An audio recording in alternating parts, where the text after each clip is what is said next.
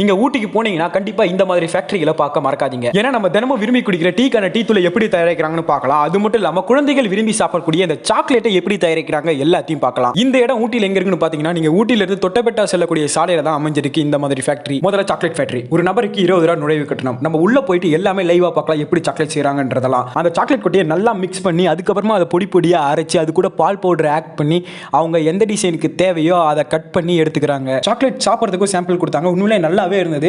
இந்த சாம்பிளுக்காக தான் அவங்க நுழைவு கட்டணமே சார்ஜ் பண்றேன்னு சொன்னாங்க. அதுக்கப்புறமா மேலேயே டீ தூள் தயாரிக்கும் ஃபேக்டரி நம்ம போயிட்டோம். இங்க ஒரு ஆளுக்கு நுழைவு கட்டணமா 10 ரூபாய் சார்ஜ் பண்றாங்க. முதல்ல அந்த தேயிலையை நல்லா காய வைக்கிறாங்க. அதுக்கப்புறமா அந்த தேயிலையை நல்லா ரோல் பண்ணி தரம் பிரிக்கிறாங்க.